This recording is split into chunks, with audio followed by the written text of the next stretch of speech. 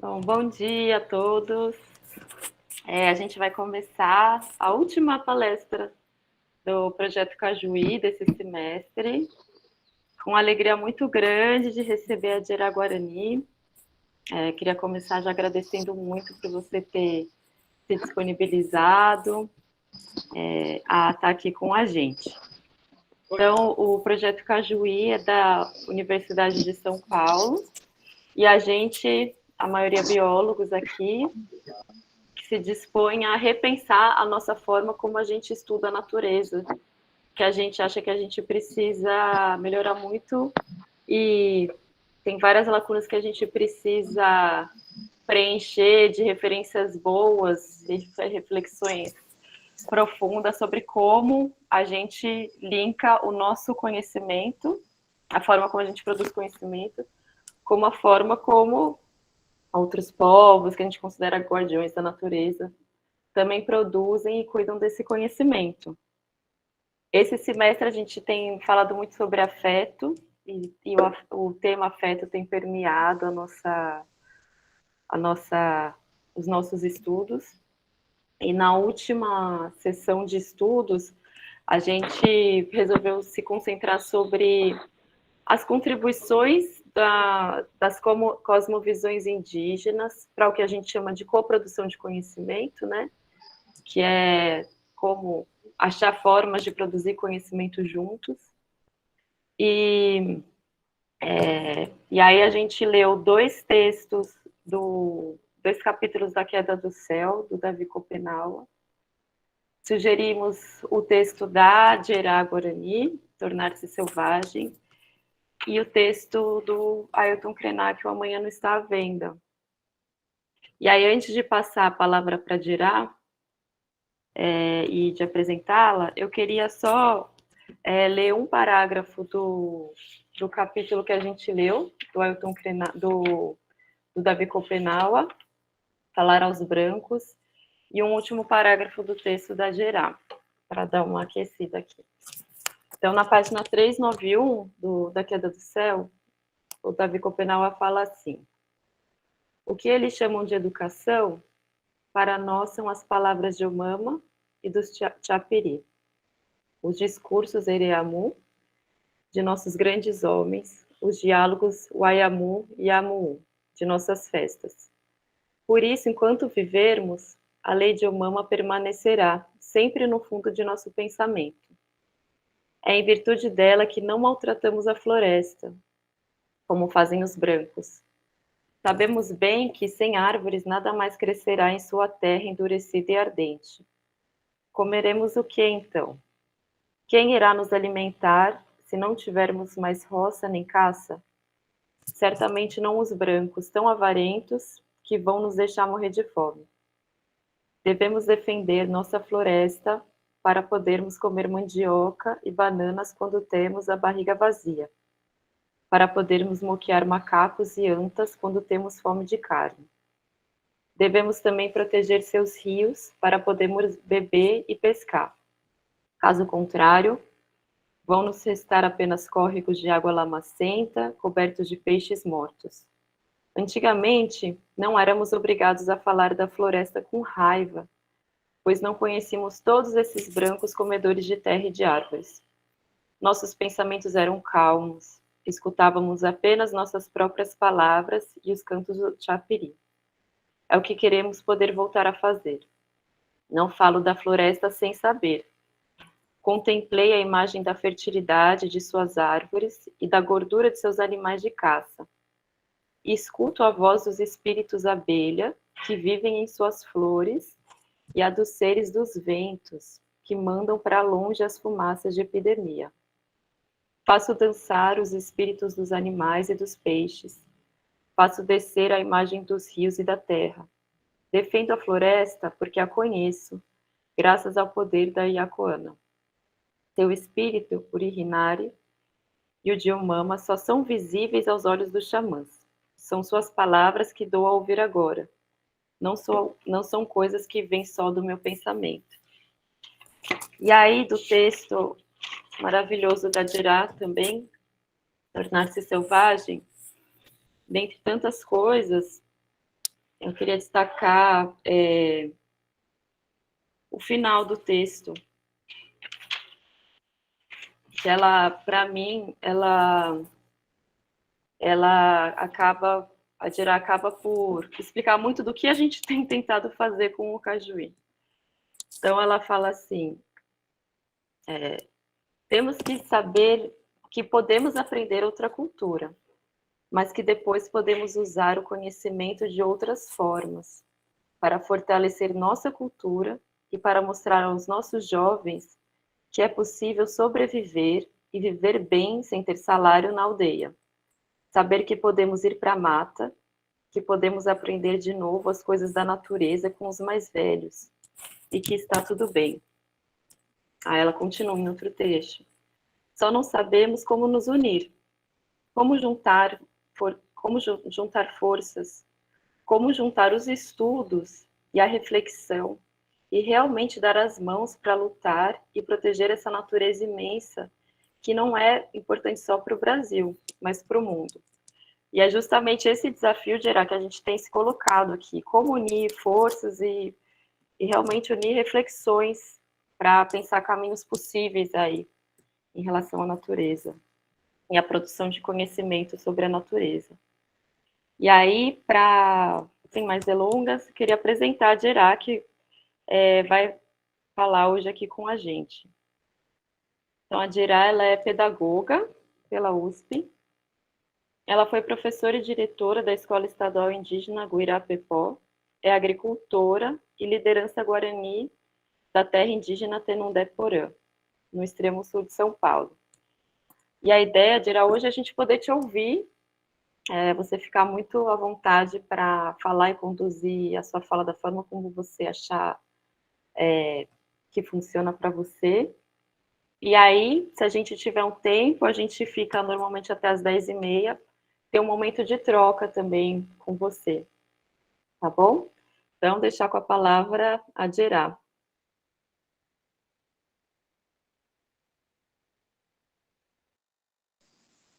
Eu desliguei a câmera aqui para ver se melhora. Não sei como tá para você. Para mim ficou bem cortada a sua fala, Rebeca. Tá, a hora que você estava com a câmera, estava cortando mesmo. Então, o que eu fiz foi, eu te apresentei um pouco, alguns trechos do seu texto, Tornar-se Selvagem, e aí trouxe principalmente um final que você fala, só não sabemos como nos unir, como juntar forças, como juntar os estudos e a reflexão, e realmente dar as mãos para lutar e proteger essa natureza imensa, que não é só importante para o Brasil, mas para o mundo. E aí eu disse que, de certa forma, isso diz muito sobre o que a gente tenta fazer aqui no Cajuí e nos formar para poder também unir nossas forças de forma efetiva e respeitosa. Esse é o nosso principal objetivo, como biólogos, como professores de biologia, para se unir nesse movimento que é tão necessário, né? E é sobre isso, principalmente, que é o projeto Cajuí. E aí, a ideia é abrir agora a fala para você se apresentar e falar da forma como você quiser, de uma forma muito livre e à vontade, sobre o que você acha que a gente deveria ouvir, como biólogos, como professores de ciência, dentro desse contexto que você atua, tá bom? É isso, e fica tranquilo para ficar com a câmera fechada, que eu acho que melhorou mesmo agora. Tá bom? Então, eu deixo a palavra com você, Gerá.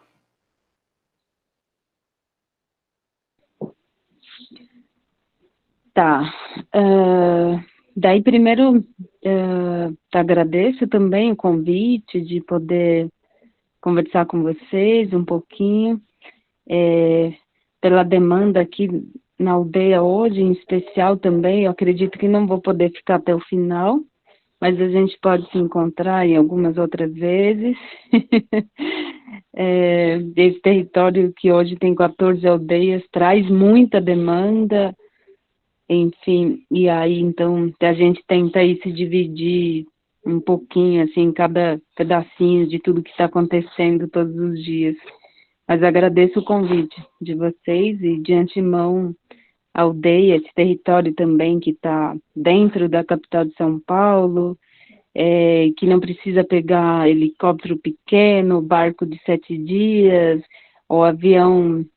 de R$ 2.000, está muito próximo de vocês, vocês também têm aí uma aldeia, um território muito próximo de vocês nesse contexto, assim, nessas comparações. Vocês também podem, de forma organizada, né, que de lá são muitos, visitar a aldeia, quando tiver oportunidade, ou, enfim, se sentir essa vontade. Daí, então, acho que, continuando um pouco a minha apresentação,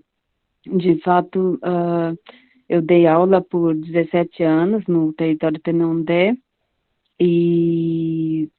há pouco tempo, há quase 7 anos, eu abandonei essa carreira, né, para poder me dedicar a um dos meus trabalhos que hoje me faz me sentir muito orgulhosa e muito feliz e com muita vontade de aprender cada vez mais, que é o trabalho com a agricultura, né, que está relacionado diretamente com a terra, com as maneiras de plantar tradicionalmente, né, os seus significados, o seu sagrado, né, como que você se comporta para plantar, como que você se concentra, para quem você pede, como você tem que se comportar antes e depois do plantio, o resgate aí pelas nossas sementes, que a gente ficou por muitos e muito tempo sem eles, dentro de duas aldeias super pequenininhas, e que em 8 anos, na luta pela demarcação da terra, a gente conseguiu recuperar mais de 9 tipos de milho, em 2013 a gente tinha mais de 50 tipos de batata doce. Agora a gente não tem tudo isso porque não demos conta de ter todas elas, né, diante de todos os outros trabalhos que a gente tem, enfim. E aí, então, eu posso falar que eu também hoje posso me sentir um pouco uma agricultora guarani mesmo, assim, de sementes tradicionais.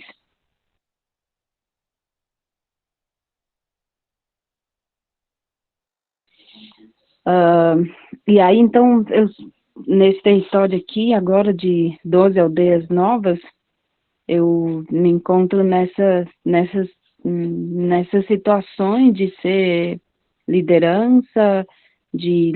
interna, mas de base, mas também de alguém que fala um pouquinho melhor o português, então que tem esse trabalho de mediação com a cultura de Juruá, do que vem de fora para dentro, ou que já está dentro da aldeia de Juruá, né, do não Guarani há muito tempo, como a própria escola, né, educação, a saúde, é, e aí, então, o trabalho com as mulheres, com os jovens, com as crianças,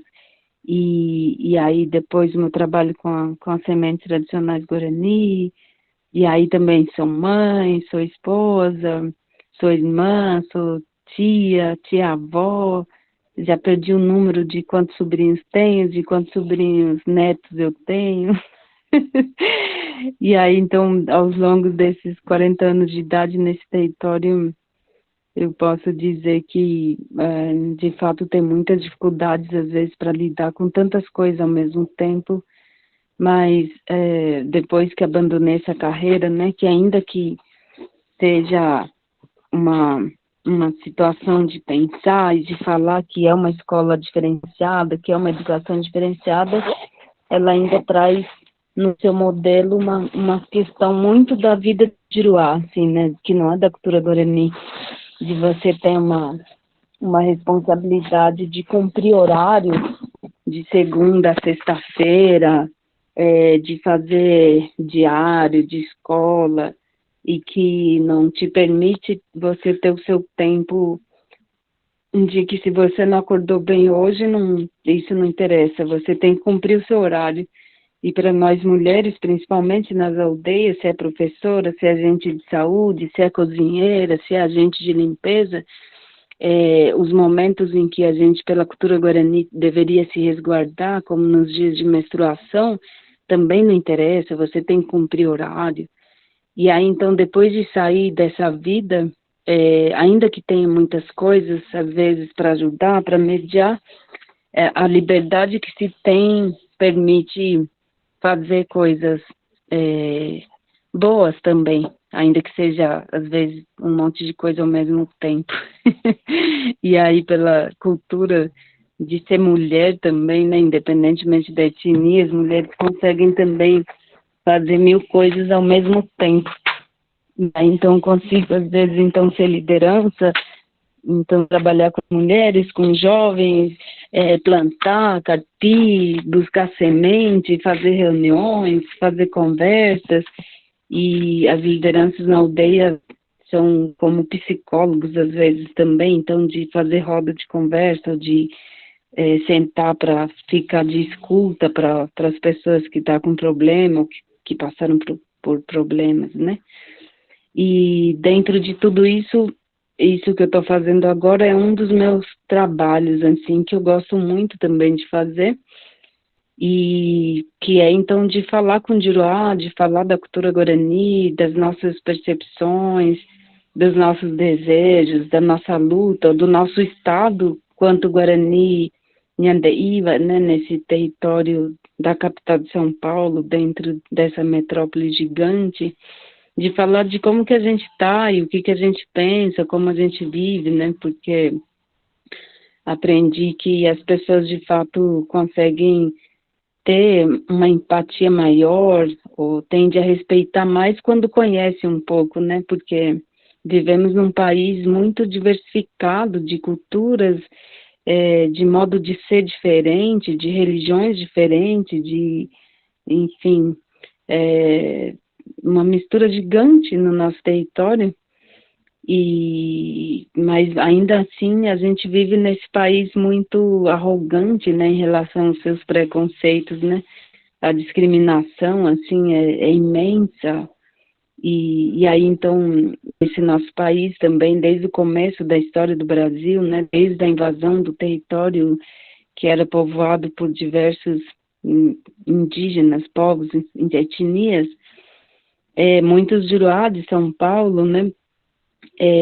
desconhece completamente a questão, né, das histórias indígenas real, né, então tem muitos conhecimentos ainda muito atrasados e muito desrespeituosos, né, então eu gosto de falar para Juruá que, na verdade, em Guarani, de São Paulo, a gente está aqui, vários outros povos aqui no Brasil, não come ninguém, que não atire ninguém quando chega na aldeia, que o fato das crianças ficarem com a roupinha cheia de terra porque está brincando, brincou o dia inteiro na aldeia, não significa que gostar de andar de pé no chão e que gostar de morar em casinha simples de madeira, de barro, não significa que a gente é miserável. E, enfim, gosto de falar tudo isso e gosto principalmente de falar do meu orgulho, assim, desse povo que está aqui na capital de São Paulo, mas que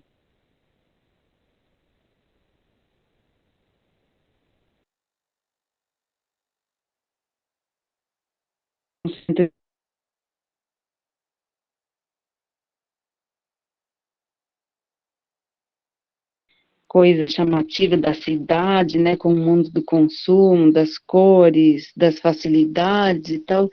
Todo mundo quer ficar aqui na aldeia, ninguém quer ir para a cidade, todo mundo quer ficar nesse mundo guarani, ainda que ele esteja tão influenciado já pela cultura do Juruá e que mesmo o Guarani que coloca um tênis de Juruá da cidade não se torna Juruá, né, e que assim como o Juruá que coloca vestimenta, algum calçado dos Estados Unidos não se torna americano, né, culturado. A gente só sofreu algumas transformações também, algumas adaptações, e a gente é obrigado a inserir também coisas da cultura do Juruá na nossa cultura para uma questão de diálogo mesmo, de mediação e usar como ferramentas também para mostrar tudo isso, para falar um pouco de tudo isso, né? E aí, então, faço bastante esse trabalho. Eu, o Caraitiago, desse território, tem 14 aldeias, tem bastante liderança, mas né,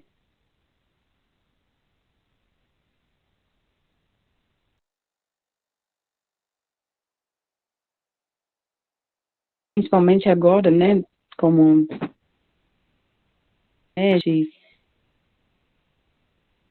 de a gente,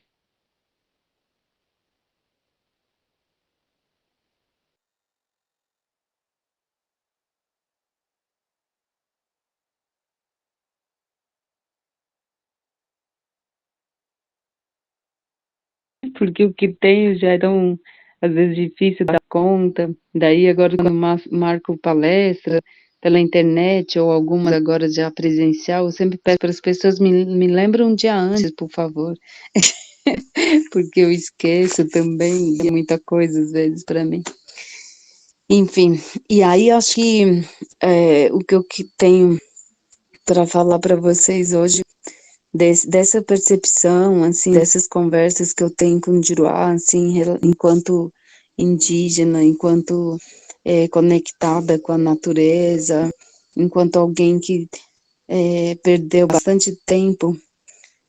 de prática cultural enquanto estava estudando a cultura de Juruá, enquanto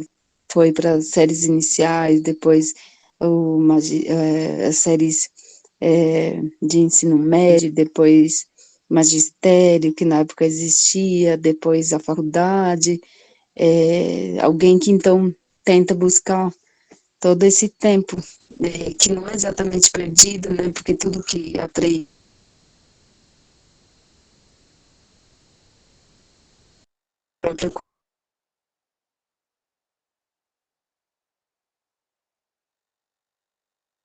em alguns momentos da minha vida, nessa época, de gostar também da cidade, de achar que a cidade era muito viva, de ter muitos movimentos e tal, mas depois de começar a ver algumas coisas e voltar para a aldeia e pensar, né, como assim? Isso não está certo. Como uma amiga que e a mãe pediu para ela escutar o que ela tinha que falar e ela não obedeceu e levantou e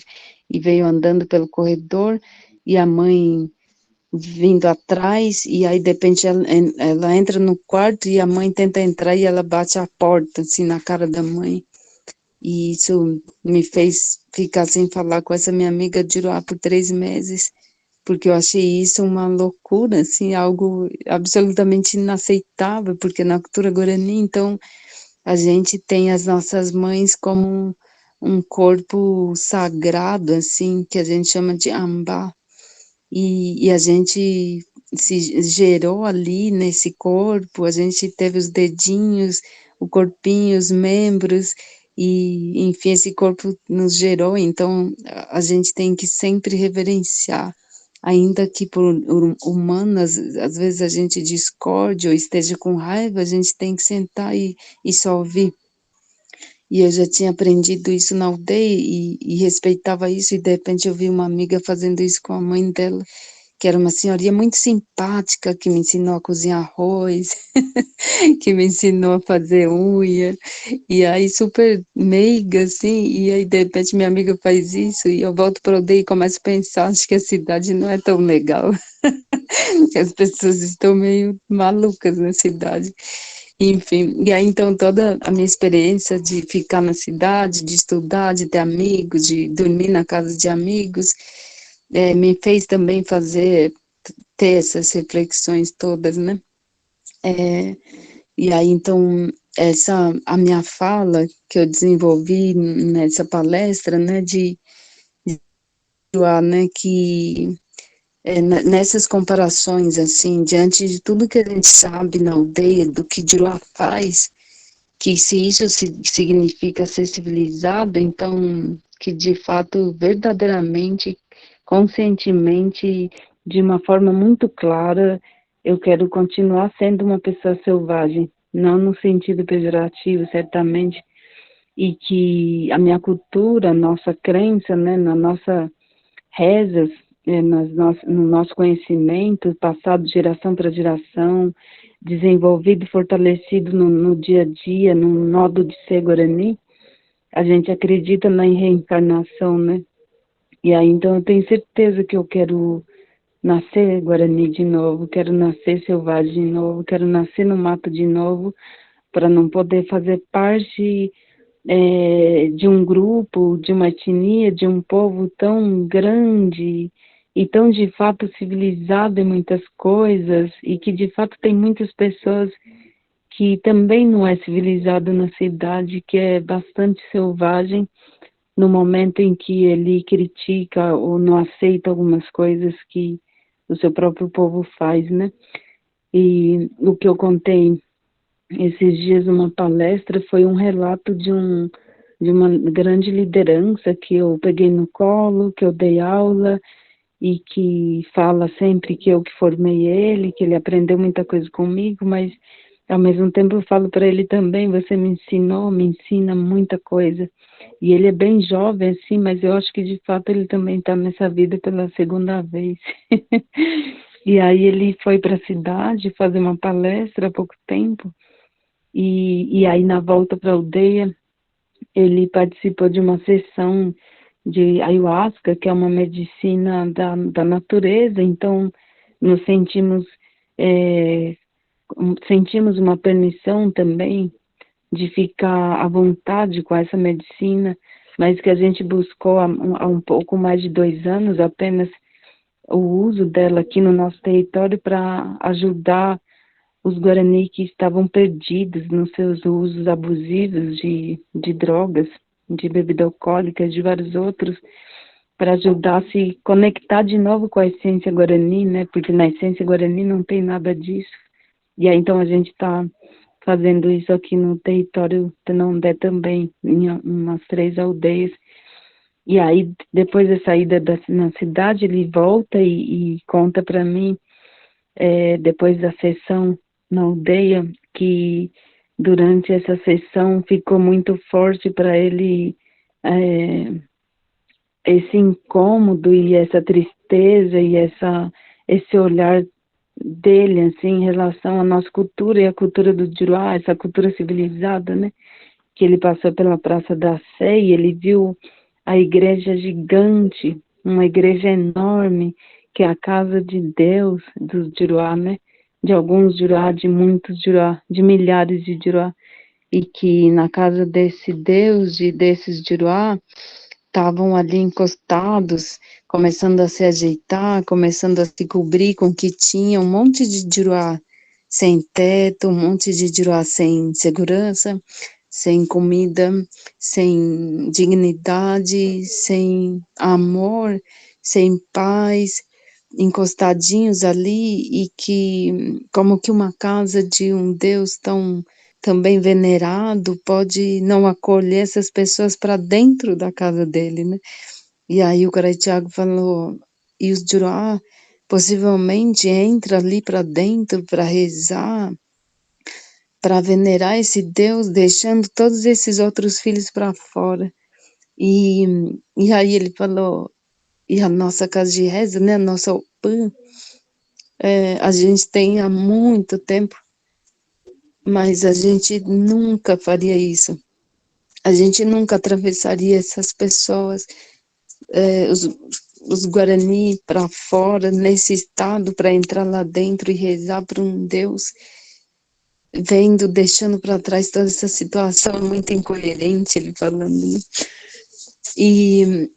E aí eu contei para ele uma outra coisa que já tinha me deixado muito mexida por 3 dias, nesse dia que ele estava me contando, que foi um sonho que eu tive, que justamente eu estava indo com ele para uma reunião com o Juruá, e que no caminho a gente estava indo a pé, daí estava eu, o cara Thiago e um cachorrinho preto, e que esse caminho era um caminho que para o seu lado esquerdo tinha um monte de árvores gigantes que era uma mata densa, mas que ela estava sendo derrubada, e a gente não via, eu não via com os meus olhos, mas que eu sabia que Giruá tinha uma máquina, um instrumento que deixava as árvores grandes derrubadas ocas por dentro, e o fogo ali iniciado na beirada sugava esse fogo, e esse fogo saindo na frente já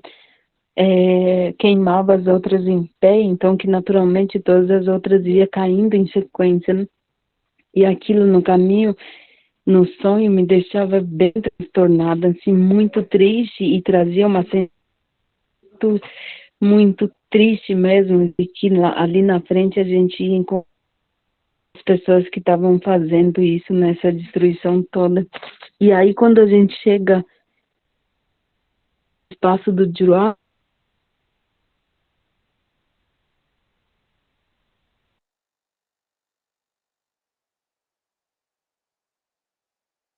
assim como se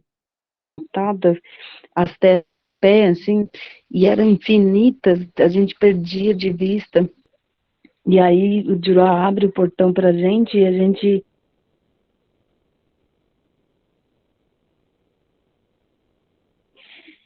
se sente, se te sugava para dentro e ela não estava saudável. E aí, então, quando a gente punha os pés nessa terra, o nosso pé, a nossa perna entra nesse solo até a coxa, e, e aí, então, a gente sente essa terra meio bastante empobrecida, mas ao mesmo tempo nela estava, então,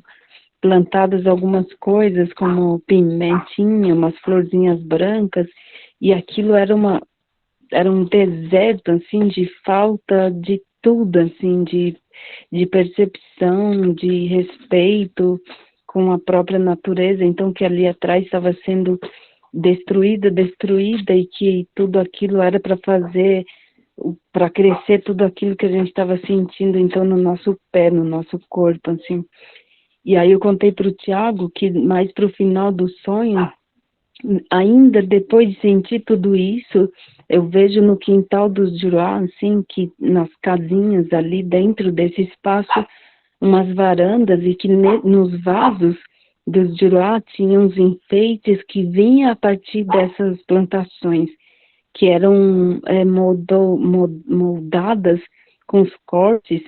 e aí então tinha tomate, e eu particularmente gosto muito de bichos albinos, de coisas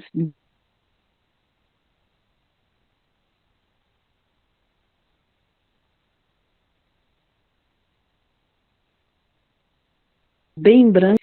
e aí então eu vejo, por exemplo, tomates vermelhos e tal, mas no meio tem tomates albinos, assim, muito brancos, que foram cortados, e a partir desse corte elas se tornam umas figuras, assim, como um papagaio, umas árvores bonitas, assim, uma imagem de árvore bonita no corpo do tomate albino. E aí, então, no meio desse todo, né, de tristeza, de devastação e tal, da falta de esperança, eu tenho uma vontade de pedir para Juruá alguns dessas figuras, desses enfeites, para trazer para o dia. Então, que aí dentro do sonho mesmo, eu me martirizo bastante, porque eu sei que aquilo lá saiu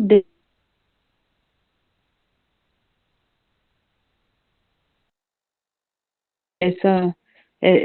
alguns desses enfeites. E aí eu conto isso para o Tiago, daí o Tiago fala assim, pois é, Dira, dentro de tudo isso que a gente vive, dessas percepções do nosso trabalho, desse fortalecimento cultural guarani, a gente tem essa, essa vida agora, como os carros que a gente dirige, as coisas do Jurá que a gente tem na aldeia, o que a gente come,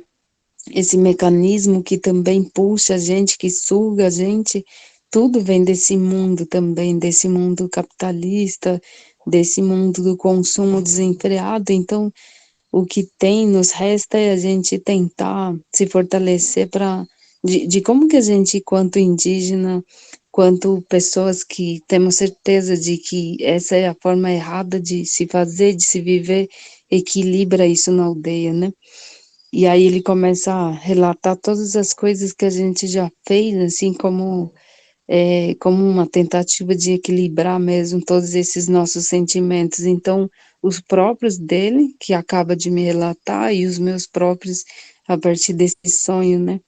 De como ele fala, a gente conseguiu sair de um emprego fixo, de que onde a gente tinha um salário na aldeia todo mês, uma segurança salarial e que a gente tinha uma situação segura também na aldeia, de que a gente, além de ser assalariado, já fazemos parte da equipe de liderança, então permanecer nesse emprego era absolutamente seguro, não éramos pessoas estranhas na aldeia, ou vindo de outras aldeias, então não tinha ninguém para demitir a gente, ou coisa do tipo, e a gente saiu por percepções próprias, de não querer mais ser assalariado, de pensar que nossos pais, nossos avós, nossos bisavós conseguiram viver e trazer essa cultura até os dias de hoje, sem o salário, muito menos do Estado, desse braço político que devasta tanta coisa nas nossas vidas. Então a gente já e a gente se voltou para olhar a questão dos jovens, dos adultos, que ninguém mais sabia o que estão muitos ali abandonados já pelas famílias, que realmente não tem conhecimento para curar um vício de bebida alcoólica ou curar um vício de crack, como o Juju, o Grai Juju de 13 anos apenas, que estava usando o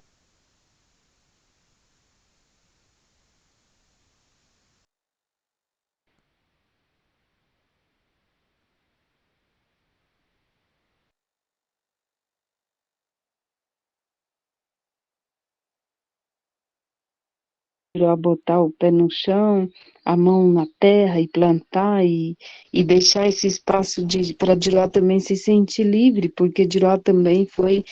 feito para ser livre, não para ser preso do jeito que é, em vários sentidos. E aí, então, essa conversa começa a aliviar um pouco, mas de fato,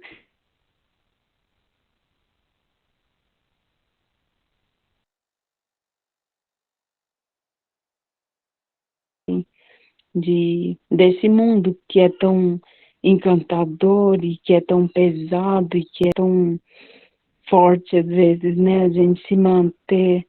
né, dentro de um lugar absolutamente não influenciável, né? Tudo é tão influenciável, tudo é tão fácil, às vezes, você seguir o ritmo que está todo mundo indo, o fluxo natural, né? Se todo mundo está descendo, você desce também, porque subir de novo pode ser cansativo, pode ser frustrante, é mais fácil seguir todo mundo. Mas, ao mesmo tempo, uma das certezas que a gente tem, que eu tenho, é que, de fato, eu não quero seguir o fluxo mesmo de todo mundo. Ainda no mundo Guarani, assim, quando me recusei a casar com 13 anos,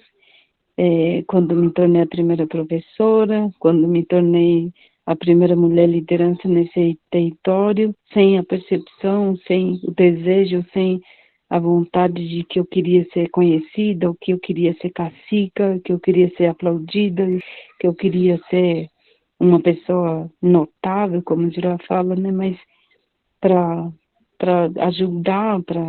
para ouvir, para criar um espaço também que deveria ter para as mulheres, né, para esses corpos que são moradas sagradas de espíritos que continuam vindo, ainda que o mundo esteja tão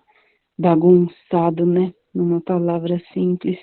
E aí, então, eu acho que eu já estou caminhando, seguindo outros fluxos diferentes há algum tempo, então isso traz essa certeza, assim. E aí, então, agora saindo um pouco dessas reflexões, só queria contar então para vocês que a gente está aqui na aldeia Calipetu, e nesse território de 12 aldeias novas, tem umas 4, 5 aldeias que foram iniciadas por mulheres, e que esse território, como a maioria dos territórios Guarani, Andeíba, que está no Espírito Santo, Rio de Janeiro, São Paulo, Paraná, Santa Catarina, Rio Grande do Sul, mais de 300 aldeias. A coisa normal é que esses territórios são sediados, né, são ordenados, mas como na palavra da maioria, mandados, comandados por homens, e esse território tem uma situação muito particular que fortalece bastante muitas coisas a partir do momento que tem um trabalho efetivo e respeitado por muitos homens também, por muitos líderes homens, que é a questão do trabalho, do espaço, do trabalho, da escuta, da fala, do olhar das mulheres, né? E aí, então, a gente tem isso muito fortalecido e a partir disso a gente está iniciando, fortalecendo esse território mais saudável para as mulheres, para os homens, para as crianças, para os jovens. E nesse território, então,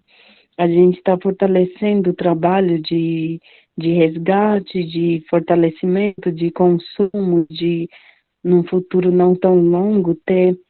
uma estabilidade dentro da soberania alimentar guarani, né? Essa sustentabilidade que a gente deseja tanto, que algum dia nesse território todo mundo vai acordar e pode comer uma macarronada por uma opção, assim, para variar, eu quero uma comida de Iroá hoje, mas que a sua própria comida tradicional, esse que não tem veneno, esse que foi plantado com respeito, esse que é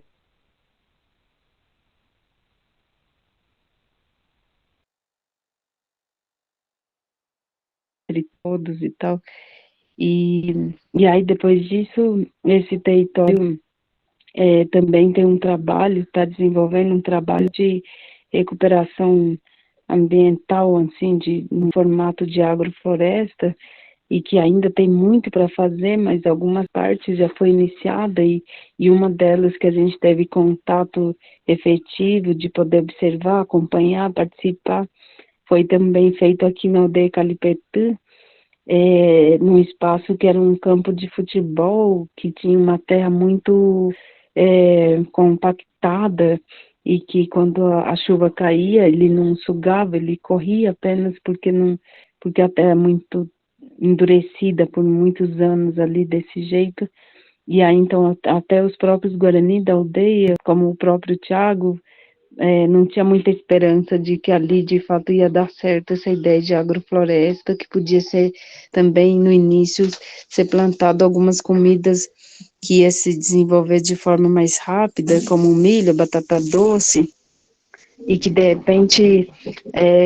dentro desse trabalho, né, somado aí com conhecimento guarani, com biólogos,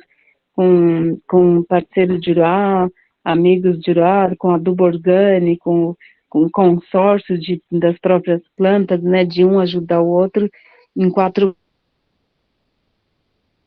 essa terra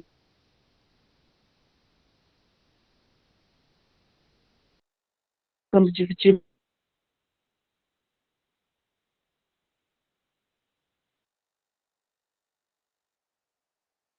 tem o milho guarani crescer,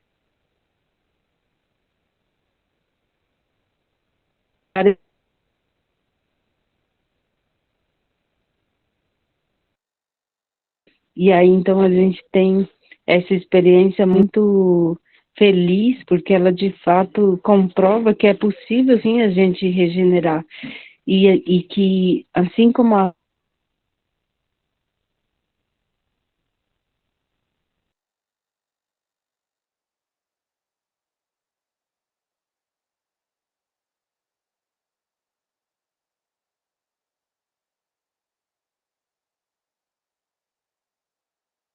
né,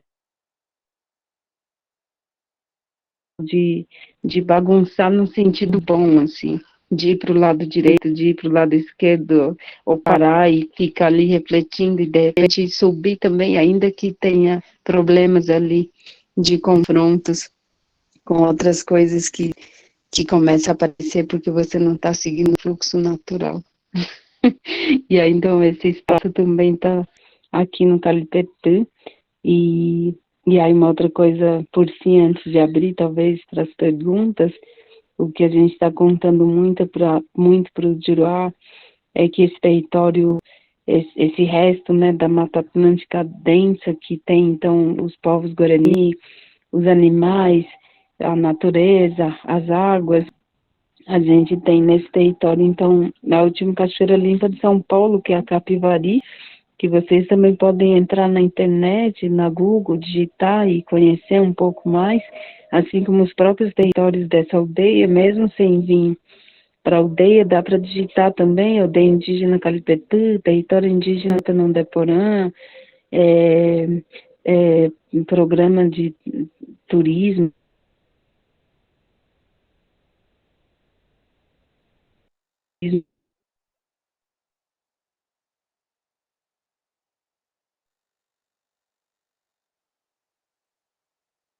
o segundo território indígena do Brasil que teve essa sistematização, né, do Jurá entrar na internet e ver ali no link a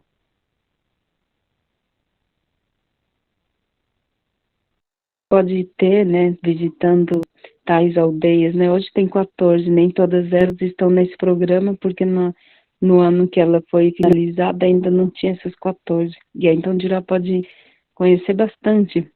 mesmo sem vir na aldeia ao vivo, assim. E aí, então, anteontem a gente teve uma visita de uma escola aqui na aldeia, eu contei para os pequenininhos que esse território, então, tem a última cachoeira limpa de São Paulo, e que a gente pensa o tempo inteiro, às vezes, quase sempre, talvez, na verdade, mais correto, de que em algum momento, talvez, o Jurá, né, não o Jurá todo mundo,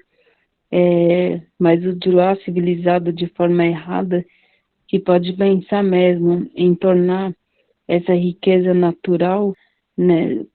para gerar renda, né, que ela tem que se tornar um produto que gere renda, que gere essa ideia maluca, né, de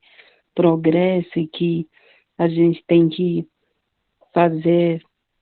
outra coisa, que não podemos ficar só contemplando, olhando, protegendo, cuidando e dizendo algo direto pelo cuidado que ela traz para todo mundo,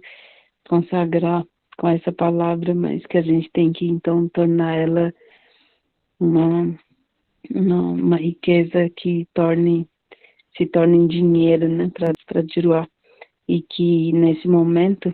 a gente precisa se unir, assim, porque essa água limpa, essa última água de São Paulo, a Cachoeira Capivari, então não é mais só para a gente, não é mais só nossa, é do Juruá também, né? E que muitas águas foi compactada, foi coberta, e que não, muitas delas, milhares delas, né? Essas veias de águas não dá mais para trazer de volta. Então, que minimamente o que a gente tem que fazer é não deixar isso acontecer mais com as outras e principalmente com essa última que ainda está protegida. Enfim, daí acho que é isso, falei bastante. Daí talvez agora, então, podemos abrir para as perguntas, Rebeca, e, e aí depois eu falo mais, para até pela escuta. Vera, muito obrigada, que honra poder te ouvir seu sonho também. Bom, vou abrir aqui para quem quiser trocar, perguntar, adiar, depois eu faço minhas perguntas também, mas queria primeiro abrir para vocês.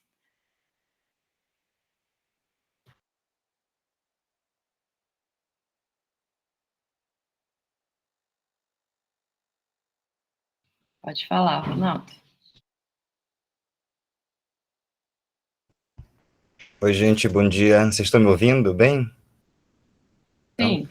Obrigado, Gerard, obrigado pela sua fala, obrigado pela sua presença aqui na reunião do grupo. A gente está nesse... Eu queria falar uma coisinha antes de fazer uma pergunta, na verdade, que a gente está nesse processo de... A gente está há um ano, praticamente, estudando, né, vários temas, assim, vários eixos que para algumas pessoas parece que é distante, sabe, da, assim, da referência das ciências biológicas, né? Parece que existe uma construção sobre o que é a biologia na universidade, né? O que são as ciências biológicas no pensamento científico, né? Uma construção mesmo, histórica, ideológica, sobre as ciências biológicas, que promoveu um necessário afastamento, né, de outras, né, das demais percepções, visões de mundo sobre a relação com a natureza, né? E uma das propostas não sei se implícitas ou explícitas, acho que o pessoal do grupo pode me ajudar, do nosso grupo, é pensar essa rede mesmo, sabe? Pensar essa rede de relações das ciências biológicas com outras áreas do pensamento científico, né? E pensar também, né, a partir das nossas experiências de campo. A gente tem um trabalho há algum tempo, né, com populações negras brasileiras no Cerrado, com quilombolas, né, e eu acho que muito das coisas que a gente discute vem dessa experiência de campo e dessa, né, dessa feliz descoberta mesmo, sabe? Essa abertura, né, para o entendimento de uma relação com a natureza que não passe necessariamente por essa coisa, né, que você falou da... Tá passando um carro aqui, eu acho que tá fazendo um barulho. Por essa coisa que você falou da natureza como produto, né, da natureza como recurso, de uma relação que seja da memória, né, do afeto, da família, de uma relação com a terra que não seja necessariamente motivada pelo lucro. E aí, acho que por isso a importância, assim,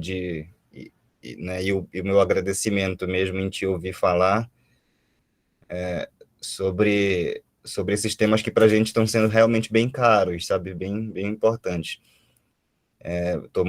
muito feliz e muito agradecido de poder participar, de poder ter essa manhã contigo. E aí, eu queria fazer uma pergunta bem simples, assim, na verdade, que eu acho que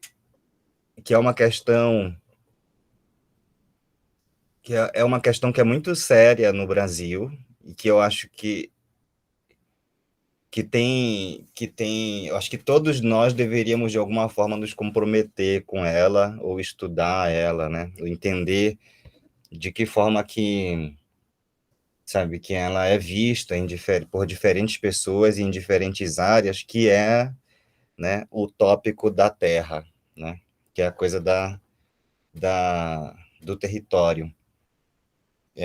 Você falou no início que agora são 14 aldeias, né? E aí, eu acho que essa questão da terra é muito interessante, né? Porque se a gente for parar para pensar, né, as populações negras quilombolas, quando a gente vai, sei lá, tentar discutir questões ligadas às ciências biológicas nos nossos trabalhos com eles lá no Cerrado, eles estão falando sobre terra, né? Eles estão falando de uma disputa histórica, né, de um movimento histórico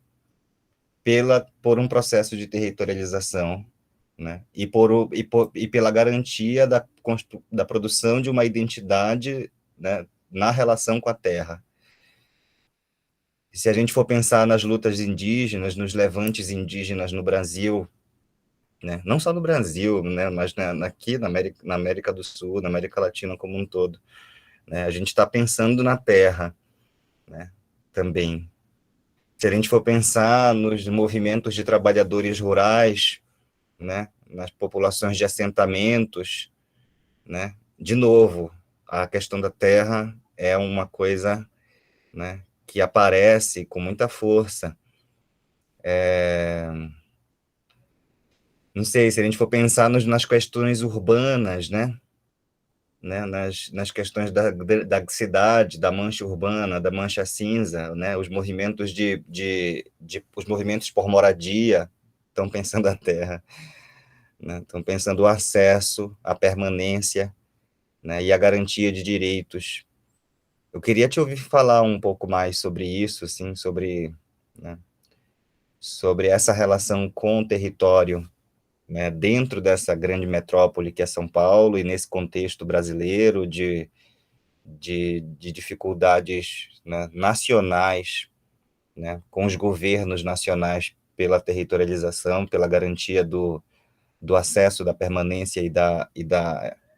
né, da valorização de uma identidade em torno do lugar que se mora, né,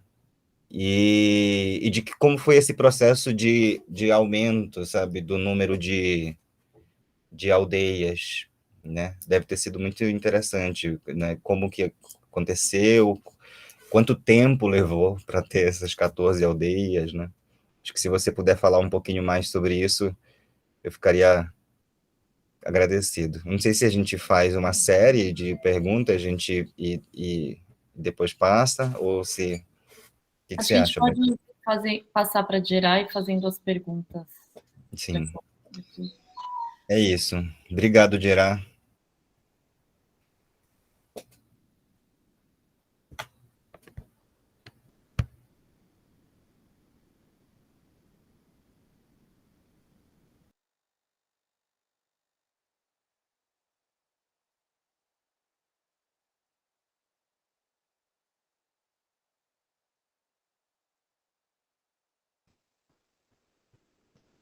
Acho que, não sei se você está falando, mas acho que seu microfone está desligado.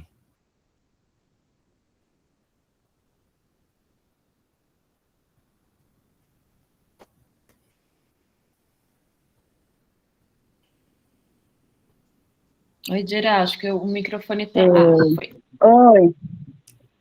Agora desculpe, sim. eu estava orientando aqui o Davi, o David. Tudo bem. É,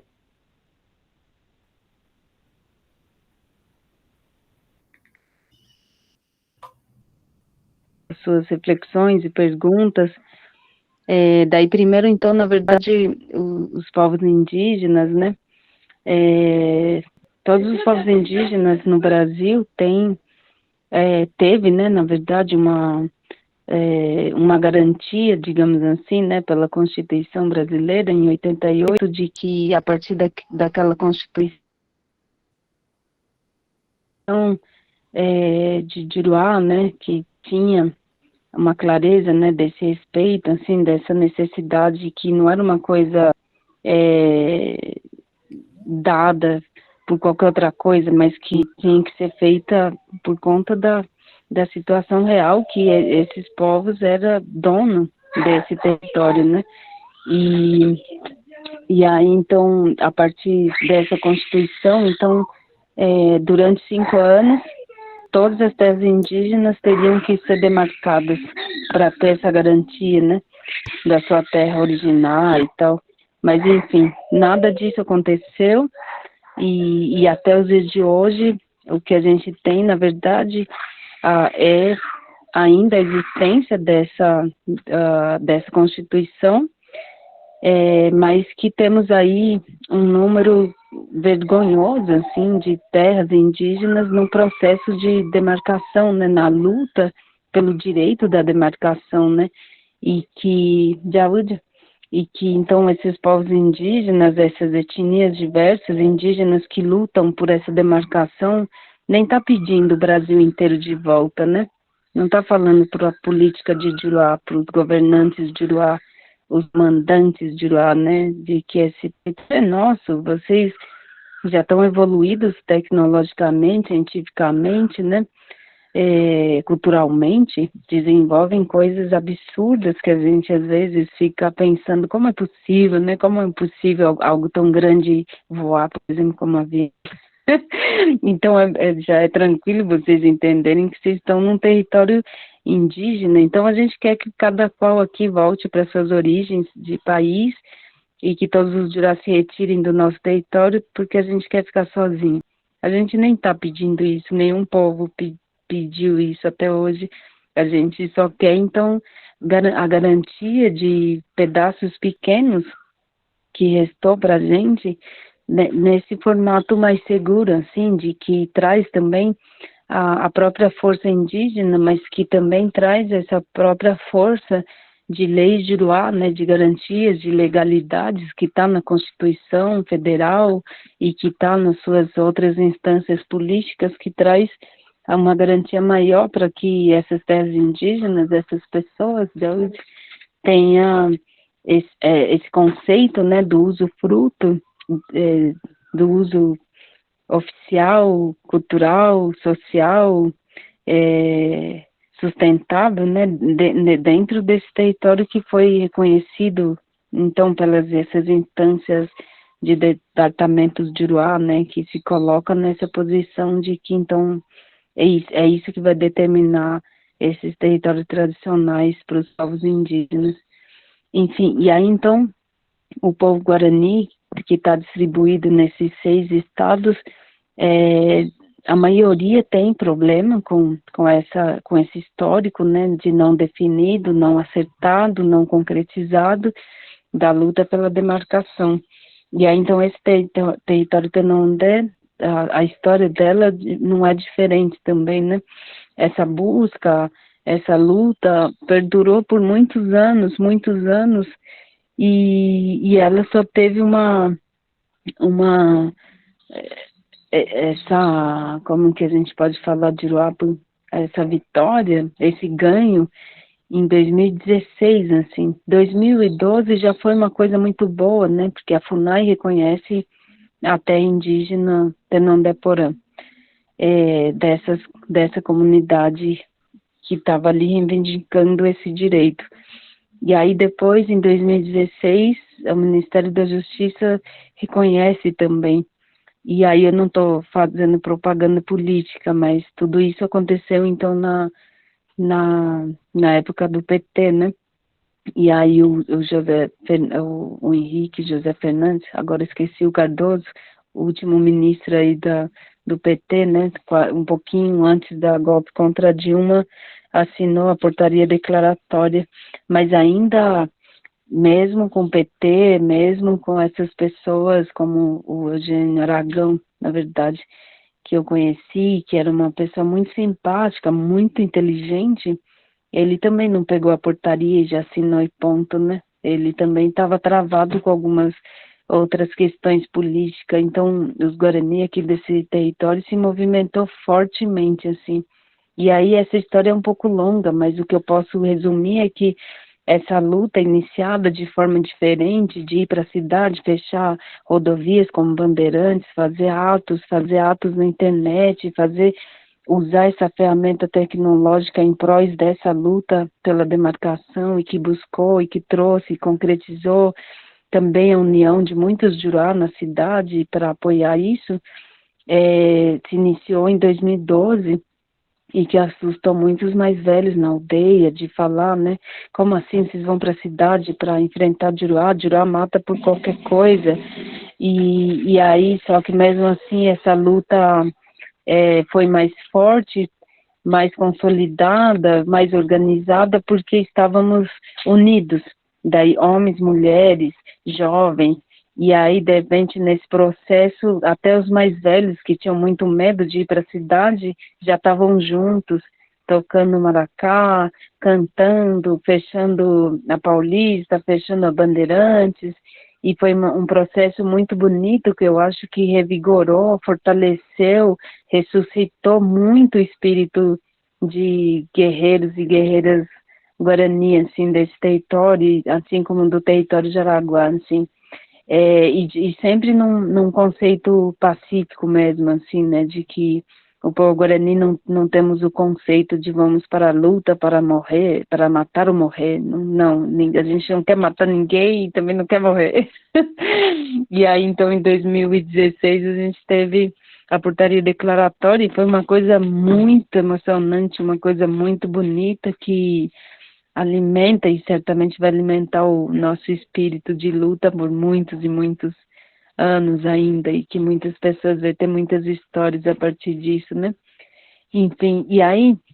essas 14 aldeias nesse território, algumas delas são bem recentes. A Calipetu, por exemplo, tem 8 anos, daí tem uma que não tem nem 1 ano ainda, mas elas estão acontecendo de uma forma muito bonita, assim, mas também nesse sentido da percepção guarani. E aí, quando alguém vai sair um pouco desse eixo, então as pessoas se organiza também de alguma forma para conversar, para falar, né? Vamos ter paciência, vamos devagar, porque é assim que a gente continua até hoje, né? Sem pressa, sem ficar muito ansioso, porque a ansiedade traz doença também para o corpo, para o espírito, então a gente tem que ir devagar. Enfim, e aí depois disso o que a gente tem é umas falas como o Carai Pedro Vicente e o Carai de Cupamini,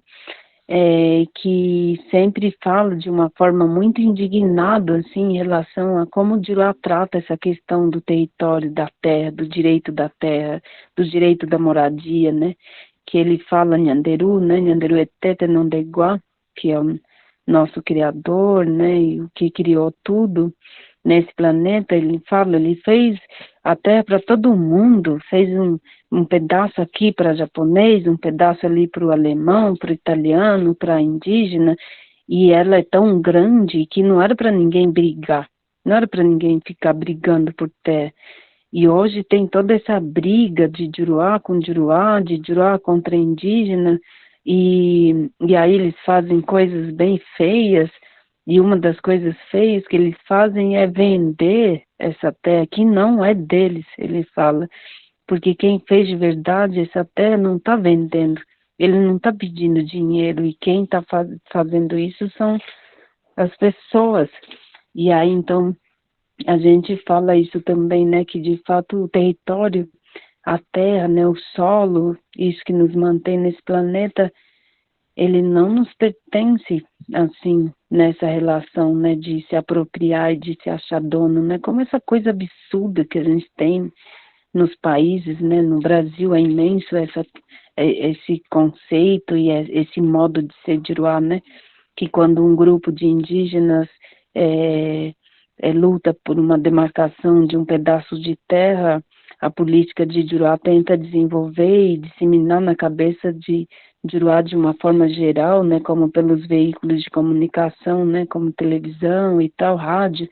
que o indígena quer muita terra para não fazer nada, para não plantar, né? Só que aí, então, a aldeia Tenondeporã, por exemplo, o território Tenondeporã, fez uma grande luta, uma luta muito bonita, e que nessa luta bonita também teve os xingos, como os Jurá na rua, né? Vão trabalhar, seus vagabundos, o que vocês estão fazendo aqui? Lugar de Índia no mato. E aí, sendo xingados pelos Jurá do carro, sendo xingados pelos Jurá de usuário de crack, que até queriam bater na gente também. E aí, então, a gente fica nessa posição, às vezes, de responder para Juruá, né? A gente, na verdade, temos uma forma diferente.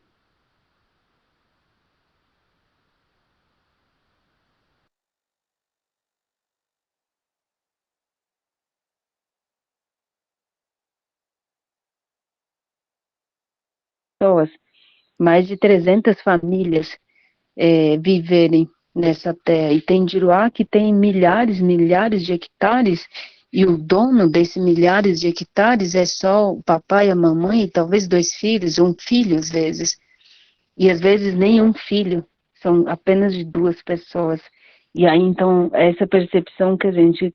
gosta de falar para Juruá também, a gente não luta pela terra, por essa garantia territorial apenas para uma família, a gente luta para várias famílias, para a continuação de várias famílias, de várias pessoas, e nesse conceito de que a gente não quer se apropriar dessa terra, né? A gente não quer a demarcação dessa terra para fazer loteamentos clandestinos, para vender pedaços de cúbicos quadrados, né? Para famílias Guarani ou para a família de Juruá, né? A gente quer até só para a gente continuar sendo quem a gente é, né? O povo Guarani que quer viver no mato, quer viver na terra, quando chove na lama e etc, né? E aí, então, nessas falas todas, o que a gente coloca é que o Brasil, no nosso país, ele é muito imenso. Então, se tivesse de fato uma política justa, né, que estaria fora né, dessa coisa, né, do capitalismo, né, dessa necessidade de consumo desenfreado que traz para as pessoas, que as pessoas têm que buscar a todo custo progredir na vida, ser alguém na vida, teria tudo para todo mundo de forma justa, né? Então teria território para todo mundo, que significa que teria teto para todo mundo, espaço para todo mundo fazer casa, espaço para todo mundo plantar, água para todo mundo, comida para todo mundo, educação para todo mundo, saúde para todo mundo, até mesmo dentro desse mercado do capitalismo, né, se ela de fato tivesse a coisa justa, não faltaria para ninguém, né? Mas o que acontece, então, é essa coisa da monopolização, né? Da força que a gente não consegue tomar de alguns poucos apenas que detêm, né? Esse poder do dinheiro, assim, né? E aí, então, a gente tem esses problemas, mas, por exemplo, se o povo guarani-Mingá fosse organizar a política do nosso país, com certeza a gente daria um jeito de equacionar espaço de moradia, de plantio, de tudo para todos os Guarani, para todos os indígenas e também para Juruá. A gente conseguiria fazer isso.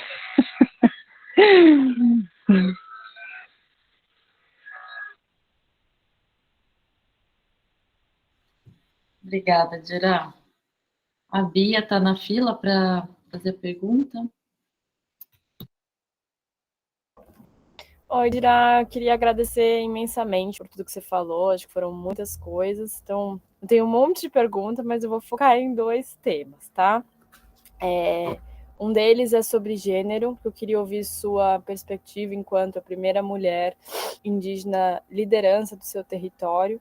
e aí queria ouvir um pouquinho dos desafios da mulher indígena em território urbano, na grande capital que é São Paulo, enfim, ouvir um pouco essa perspectiva, esse é um dos aspectos. E aí, só para concatenar com o que estava sendo dito agora, eu lembrei do lema da primeira marcha das mulheres indígenas que aconteceu em 2019, que é território, nosso corpo, nosso espírito.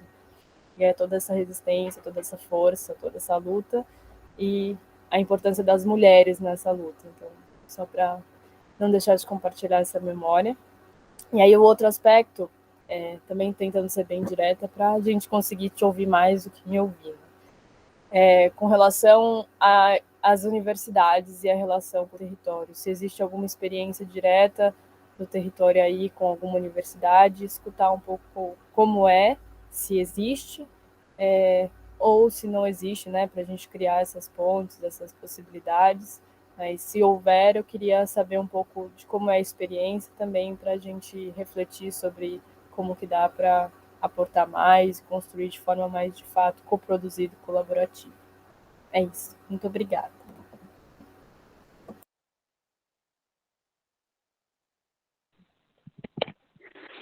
Tá, em relação à faculdade, é uma coisa ainda muito distante dos Guarani, assim, pelo menos desse território aqui, a maioria faz até o terceiro do ensino médio e depois não quer fazer, e alguns poucos que tentaram desistiram rapidamente. E eu consegui concluir a faculdade de pedagogia por conta, acredito muito que porque foi de uma forma específica, né? A Secretaria de Educação do Estado promoveu, né, primeiro esse curso de magistério, que tinha 5 etnias, né, do estado de São Paulo, do interior de São Paulo, que era Guarani, Caingangue, Krenak, Caingangue, Terena, e era formação em trabalho, então essa galera, esse povo indígena ficava junto, 2 semanas intensivas, depois voltava para a aldeia e retornava, assim, consecutivamente. E na época da USP, a gente continuava tendo essa equipe junto, então essa galera junto permitia a gente falar na nossa língua, fumar o cachimbo nos quintais, naqueles gramados gigantes da USP, onde um monte de Juruá se aproximava pedindo um teco, porque achava que a gente estava fumando maconha e tal. E a gente oferecia, mas falava, não, isso é tabaco, fique à vontade, fuma igual charuto, para não engasgar e tal. E aí, então, a gente falava na língua, fumava, interagia com as pessoas, a gente deitava na grama na hora do almoço, e o corredor das salas era sempre cheio de carrinho, então tinha as mulheres com os filhos, e aí, então, muitas coisas de forma diferente, diferenciada, que possibilita.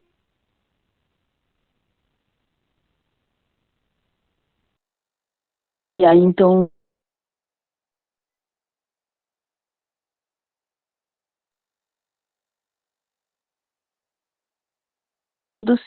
e aí formei, mas como disse anteriormente, eu abandonei essa carreira, e daí depois disso, o que eu tenho hoje, acho que seria só o Paulinho, que está fazendo assistência social na PUC, eu acho, nem sei direito, mas que está continuando, mas alguns outros que tentaram desistiram, e a percepção, a expectativa da maioria não, ainda não tem grandes coisas para contar, eu diria. Daí, então, em relação às mulheres, eu queria também sugerir para vocês aqui um filme que eu assisti no Netflix, que é Árvore da Paz, que eu assisti e que me emocionei bastante e que me fez ter muitas reflexões também sobre essa condição da mulher, né, o movimento das mulheres, pela política interna, e quando se refere a uma comunidade indígena, né, a sua, o seu trabalho interno e essa, a sua, a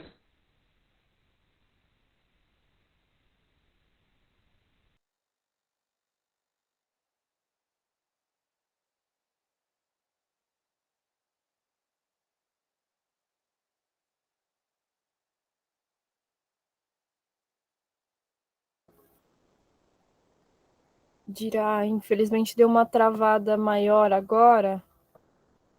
Você está ouvindo a gente? A gente conseguiu ouvir a sugestão do filme do Netflix, mas aí sua fala já travou em seguida.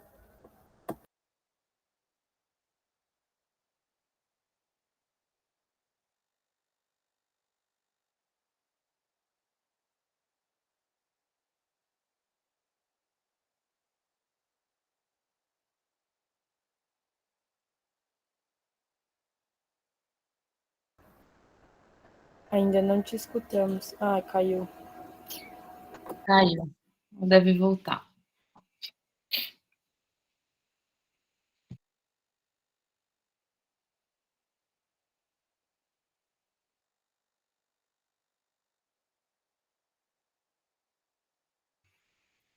Oi, Dora. Pode ser. tinha caído, É assim mesmo. voltando. Voltou. E, e aí, então, quando eu iniciei como liderança aqui no território, na aldeia, onde eu nasci, em 2008, foi muito difícil, assim, os primeiros 4 anos eu acho que foi o mais difícil, assim. Mas o que eu queria terminar era de falar sobre o filme que assisti, né? E aí, então, é muito forte, quer dizer, para mim, pelo menos, foi muito forte, né? Assistir um filme baseado numa história real, assim, numa história da humanidade humana, né? Que é, então, como que é o nome mesmo do país? Ruka? Ruanda, né? Em Ruanda, na África, e teve 100 dias de massacre, assim, de assassinato em massa com facão, a maioria com facão. E aí o filme trata de 4 mulheres distintas, assim, né, de culturas e religiões diferentes, pequeno, feito em uma das casas, que ficaram por muito tempo ali escondidas e que puderam ficaram, na verdade, foram obrigadas a assistir por um buraco, por uma parte lá desse espaço, e pela escuta, as mais cruéis violências que acontecia ali, né? E aí, então, o assassinato de uma mulher grávida, anterior a isso, a um estupro, e depois seguido de morte, uma das pessoas que era amigo de uma das mulheres que estava nesse espaço, que era a freira, que conhecia super bem e que tinha como uma pessoa muito boa, muito generosa, e que ele, na verdade, iria defender, e de repente ele estupra e ele mata essa mulher. E aí, então, é muito intenso, assim, quando você vai pensando, assim, que então esse filme trata de uma situação verídica e que isso aconteceu em 94. E onde é que estavam, então, as pessoas civilizadas, né, nesse contexto dessa civilização tão evoluída, política, que tinha absolutamente condições de parar aquilo, de defender as pessoas disso, né, e de falar para as pessoas, ainda com força, assim, política, sem matá-los também, claro, mas de se colocar numa situação de o que vocês estão fazendo, e que ninguém fez nada, assim. E aí, então, no final do filme, mostra que esse país é um dos países que, a partir disso, dessa situação tão forte, tão cruel, assim, é o país que mais tem mulheres em todas as instâncias do poder público nesse país, né? Que todos os setores de trabalho, assim, tem muitas mulheres, e que essas mulheres acabaram desenvolvendo muitas políticas públicas para se pensar situações mais equilibradas, assim, né, de trabalhos, assim, de ações políticas. E aí, então, todas as pessoas que foram as pessoas que promoveram, né, esse crime, assim, a maioria passou por um processo de uma, como que fala? E a maioria foi perdoada. E muitas pessoas vivem até hoje como vizinhos, ainda lembrando dessa história, ainda vivendo essa história no seu corpo, para muitos, né, que estão com cicatrizes de corte de facão, na nuca meio afundada ainda dessa história. E aí, então, de fato, eu acho que as mulheres, por nós, né, ter essa capacidade, assim, de gerar um corpo dentro do nosso corpo, ela traz mesmo uma percepção muito mais afinada, uma capacidade de enxergar e de sentir e de querer fazer muitas coisas ao mesmo tempo, né, e que, de fato, a gente tem aí uma possibilidade de fortalecer esse mundo, nesse conceito de um mundo melhor para todos, né? E aí, então, o movimento das mulheres Guarani, o meu,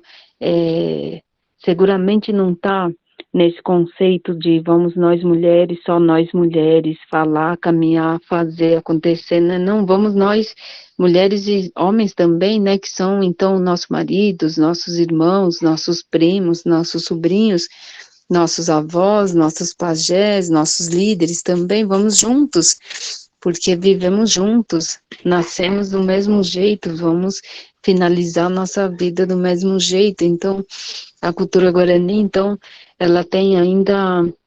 uma base de uma lembrança muito recente. O Lucas está aqui. De que a gente, muito recentemente, a gente ainda tinha uma vida muito equilibrada na aldeia, que eu gosto muito de contar para a Diró também, que quando eu tinha 10, 11 anos, era muito comum e natural, e uma coisa muito honrosa, assim, o homem esposa para fazer comida, para limpar a casa, para cuidar dos filhos, de colocar os filhos na tipóia, no seu corpo, num pano, cantar para dormir, e que na ida para os rios com suas esposas para lavar roupa, ele vai para ajudar a cuidar do filho, da filha, enquanto sua esposa lava roupa, e que depois de terminar as peças menores, quando chega na parte do cobertor, é uma peça mais pesada. Então lembro do meu cunhado que estava aqui há pouco tempo, o cara baixinho, de pegar o cobertor, então ele lavar o cobertor porque é mais pesado, e ele enxaguar e depois colocar uma parte desse cobertor entre as pernas e torcer. E aí isso era algo muito comum. Então na cultura guarani, a mulher menstruada, ou a mulher depois que ganha neném, tem que ficar de resguardo. Então é o momento que os maridos têm que fazer tudo que ela normalmente faz mais. E aí, então, eu pude viver tudo isso, e pude ver ainda um monte de mulheres só de saias, de peito para fora, sem sutiã, essa coisa que fica segurando o nosso corpo, que até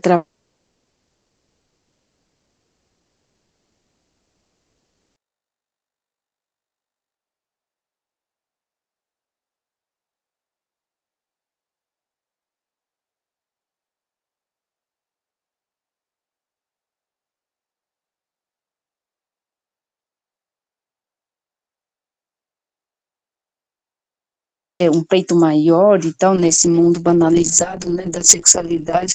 E aí eu vivi ainda uma época na aldeia, então, que as mulheres ficavam de peito para fora, de forma muito tranquilo e muito saudável, e que não tinha nada ali de sexualidade, assim,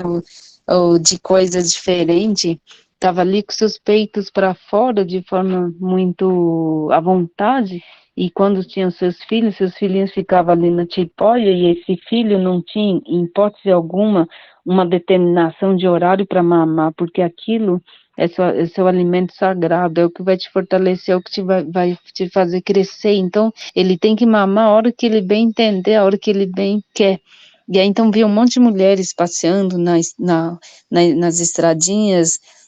sentadas no grupo, cada uma catando piolho dos filhos ou do marido, todo mundo de peito de fora. E aí de repente entra energia elétrica, entra a televisão, ensina para essas pessoas na aldeia que na verdade tem outras formas de vida, e que talvez talvez tenha que ser vivida também como essa condição. Então, se alguém apanha, se alguém sofre, é a mulher, em sua grande maioria, e que quem cuida mais dos filhos tem que ser a mulher. Se os filhos estão com problema, tem que ser a mulher, né? Então o pai ali está só falando de vez em quando, ou falando para a mãe cuidar do seu filho, da sua filha. Então essa influência bagunçou bastante a cultura guarani nesse aspecto, né, da questão do entendimento desse sagrado da mulher que gera filho, que por sua vez, no conhecimento tradicional guarani, é o que mantém ainda o nosso planeta, ainda que ele esteja bagunçado do jeito que está. Que os mais velhos falam, enquanto vêm espíritos, isso significa que o nosso mundo vai ter continuidade. E quem que, então, é a passagem, né, desses novos espíritos que continuam vindo? São as mulheres. E aí, então, só que hoje, aqui para mim, em geral, nesse território, hoje eu estou bem mais feliz, estou mais tranquila, porque não tem mais só de gerar na equipe de liderança, ou atuando como liderança mulher, tem várias outras mulheres. Ainda nos deparamos, às vezes, com muitas situações machistas, né, desse mundo da influência da cultura do Juruá, né, onde se determina que a mulher não tem a mesma capacidade, que a mulher não tem competência, ou quando começa a fazer mais coisas, então as críticas é mais pesado. E aí, então, quando tem um monte de coisa errada, as pessoas só às vezes comentam na casa e tal, mas não diretamente. Então a mulher é mais diretamente atacada e tal, mas de um modo geral, eu acho que a diluição, né, da responsabilidade política interna na aldeia traz aí uma perspectiva, assim, de que essas mudanças vai trazendo um jeito melhor de viver na aldeia, né? E aí hoje aqui no nosso país a gente tem, então, a Comissão Guarani Urupá, que é um CNPJ, uma organização política que é gestada pelos próprios Guarani, e dentro dessa organização nacional,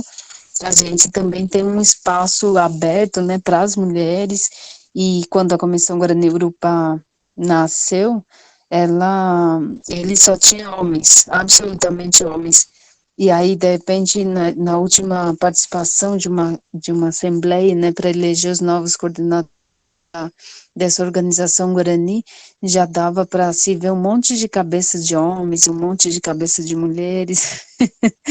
já teve um equilíbrio maior, mas ainda assim a gente se deparou com situações bem, bem absurdas, como de mulheres, às vezes, né, como eu falo, tipo, mulher não significa que está tudo certo ali, porque o nosso mundo machista afeta tanto o homem quanto as próprias mulheres, né, isso que leva as mulheres a falar para os seus filhos, não chora, você não é mulher, não fica choramingando que você não é mulherzinha, ou não conte nada, você não pode se educar como mulher para ser fofoqueiro, e aí então eu falo para as mulheres, não, a gente tem que falar para os nossos filhos, não, pode chorar,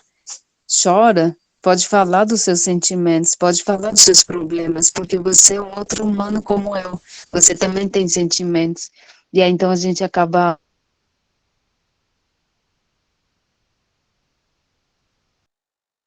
que tem dificuldade para chorar, porque acha que isso vai tirar, né, a masculinidade deles. E aí, então, a gente se depara com situações como nessa assembleia, que uma mulher levanta e fala, as mulheres têm que ter espaço para falar mesmo, porque tem muitas coisas para serem ditas e tal. Também porque homem não bate na mulher se a mulher não faz coisas erradas. E aí uma parte da reunião aplaude, mas uma outra grande parte não aplaude. E aí, então, é chocante, é forte, onde está sendo discutido, fortalecido a questão da mulher, a própria mulher Guarani, devasta, assim, mas ao mesmo tempo coloca ali na clareza, assim, de que existe já força na cabeça de muitos homens, de muitas mulheres, que não, a gente tem que fortalecer o Nherico, e fortalecer o modo de ser Guarani, tá dentro desse mundo das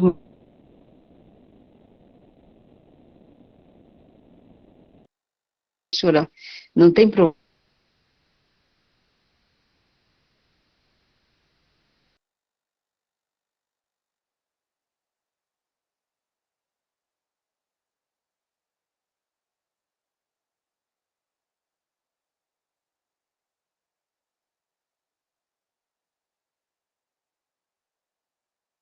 Às 25 eu vou sair, pessoal. Vai sair. Oi, Gerá. Falou que em 5 minutos você tem que sair, é isso?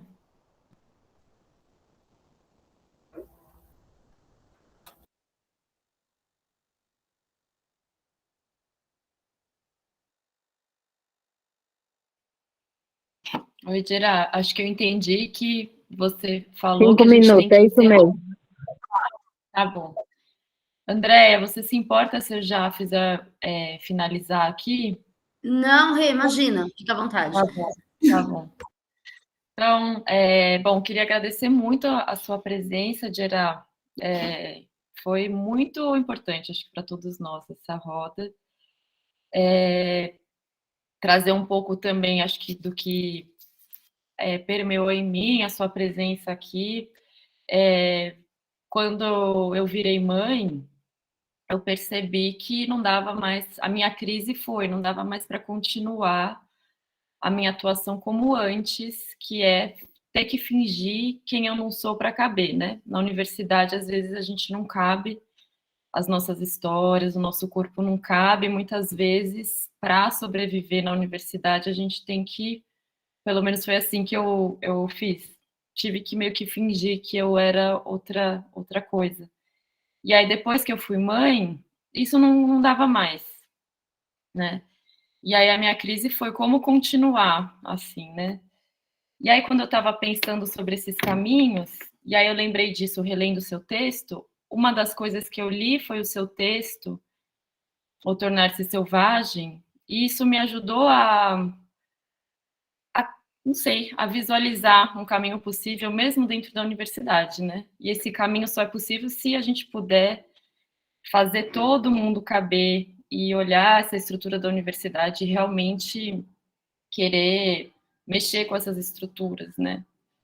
Então, para finalizar, acho que eu queria só soltar a última pergunta para você, e já para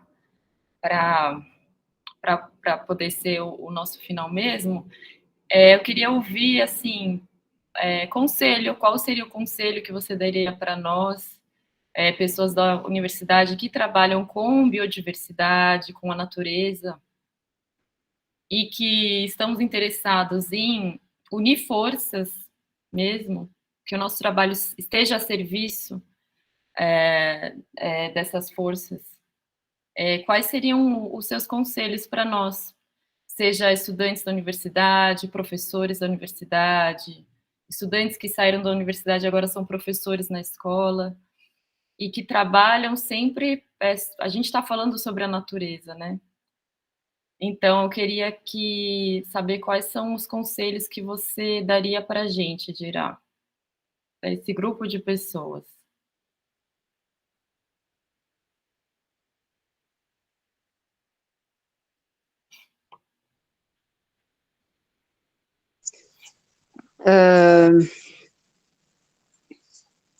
Eu acho que de um modo geral, assim, tá cabendo aí para os povos indígenas também,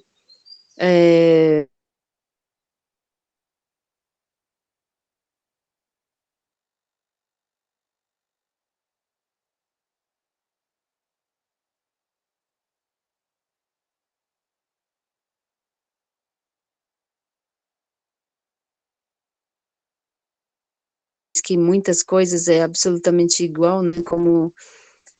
o respeito, né, os princípios que se tem, né, de respeitar as regras com a natureza, por exemplo, porque sabemos que é o que nos mantém nesse planeta, né, e aí então tem o conhecimento guarani, né, de que a gente não foi os primeiros a ser criado, né, que Nhanderueté criou primeiro a natureza, né, a base da natureza, e depois viemos. E aí, então, é simplesmente por isso que não podemos ser soberanos à natureza, né? Não podemos ser, de fato, mais do que ele. E a gente sente muito forte que se a gente chegar num ponto, de fato, que não vai dar mesmo, que a humanidade não tem esperança, que não vai dar certo, então é a natureza que vai eliminar, assim, essa coisa que não deu certo, que no caso seremos nós, para ela poder se regenerar, assim, mas que pela sua generosidade, né, pelo seu princípio também, né, pelo seu porquê da criação primeiro também, ela se mantém dessa forma muito generosa. E aí, então, eu acho que os povos indígenas cada vez mais têm que levar isso, tentar desenvolver esse conhecimento com os povos de Juruá, assim, né, de que, como eu disse para as crianças na visita anteontem, de formar um monte de tchondaros e tchondares na cidade, que são guardiões e guardiãs, que numa necessidade de um chamado, todos ali, ainda que vivam na selva de pedra, sabendo que tudo que tem ali vem da natureza, então se coloque nessa posição de guardiões e de guardiãs, assim, vamos lutar juntos, vamos ficar juntos, né, como uma imagem que eu ainda tenho que desenvolver em desenho, ou em vídeo, em animação, algum dia na vida, talvez, ainda que depois que eu passar dessa vida, talvez alguém faça isso, né, de tentar retratar isso para Juruá, né, tipo, o mato, os indígenas, os Juruá, que é dessa percepção, os bichos, de um lado, e do meio desse mato, dessa natureza tão bonita, tão cheia de cura e de força, de conhecimento, eleva, né, muitos líderes espirituais, e que ali no meio também tem líderes espirituais de Juruá, de outras etnias também. E aí, do outro lado, tem uma outra vida morta, bagunçada, com dinheiro, com fábrica, com poluição, com morte, com doença, com fome, e que tem uma estrada separando essas duas situações, e aí tem dos dois lados tem espíritos, só que os espíritos que pode ir de um lado para o outro é só o espírito desse lado da mata, assim, que pode ir para esse lado doente, muito bagunçado, e que pode resgatar os espíritos desse outro lado para esse lado de cá. Só que os espíritos que não pode passar para esse outro lado vivo é muito forte também, mas ele não pode passar, mas ele fica ali na frente, assim, também impondo para essas pessoas que eles não podem ir para lá, né? Enfim, daí então, em resumo, eu falo que eu acho que o povo indígena, de fato, são as pessoas que podem comprovar e que podem provar e pode mostrar para Juruá que é possível viver respeitando a natureza, que a gente não precisa acumular nada e que a gente não precisa viver uma vida inteira já acumulando para alguém que nem nasceu ainda às vezes e que nem se formou direito e que nem sabe o que vai querer fazer da vida e que tem que já se preocupar em acumular isso, e que Juruá que de repente busca essa estabilidade financeira para que lá no futuro possa descansar em paz, pescar, visitar um parente em algum lugar ou viajar. Não pode fazer isso agora, dá para fazer isso agora, em algum momento da sua vida, né? E aí, então, do outro lado, o povo de Juruá, né, de um modo geral, de etnias também, de nacionalidades aqui no nosso país, de religiões diferentes também, podem começar a se unir, né, como numa palestra que eu fiz esses dias também, eu falei,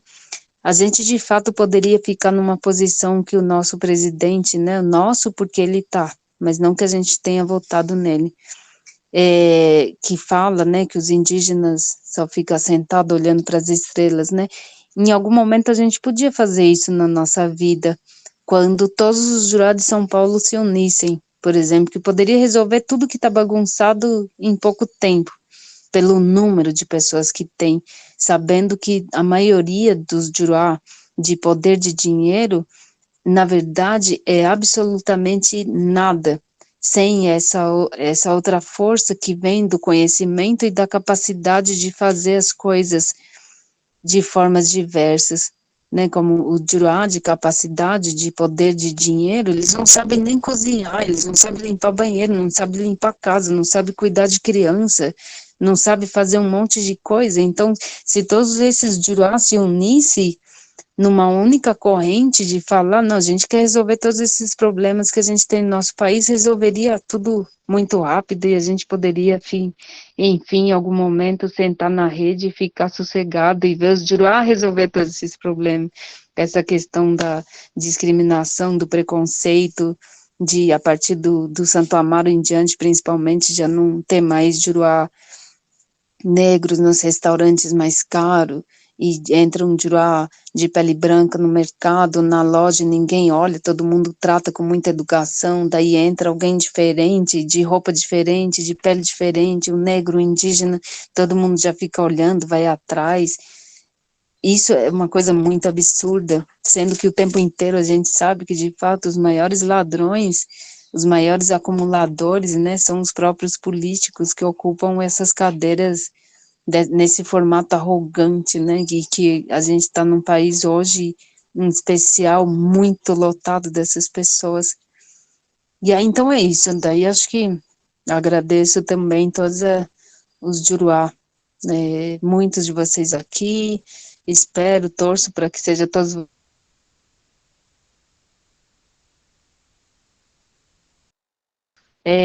que continue nessa busca, assim, de, de chegar em alguns momentos da vida e ter só simplesmente uma felicidade enorme por estar respirando, por estar vivendo, por poder hoje abraçar seus entes queridos de novo, de olhar para os seus filhos e você está vivo, a gente está junto, vamos fazer umas coisas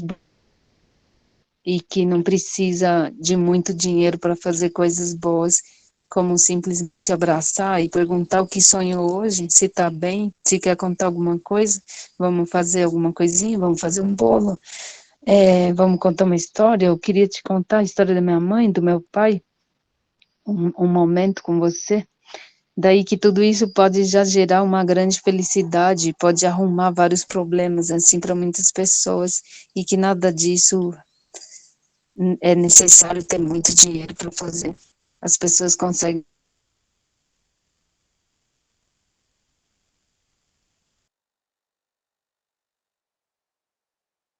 moldados, principalmente Jericoacoara, né? O coelho rural, Jericoacoara foi moldado para pensar que tudo de fato não vai acontecer se a gente não tiver dinheiro. Em Juruá tem muita dificuldade, como o Lucas, meu marido, fala, de entender que é possível sim viver, fazer muitas coisas sem dinheiro. Para Juruá, tudo que tem que fazer tem que ter dinheiro. Mas daí, então, o povo indígena pode ensinar ainda muitos Juruá que é possível sim fazer muitas coisas sem dinheiro. Avete. Muito obrigada, Gerard. E eu finalizo aqui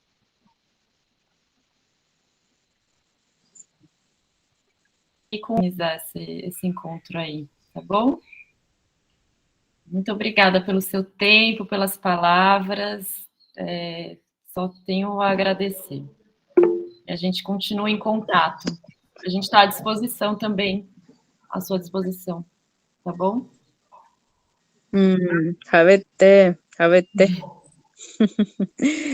Um beijo para vocês. Um beijo, muito obrigada. Muito Um obrigada. beijo, obrigado, Gerard.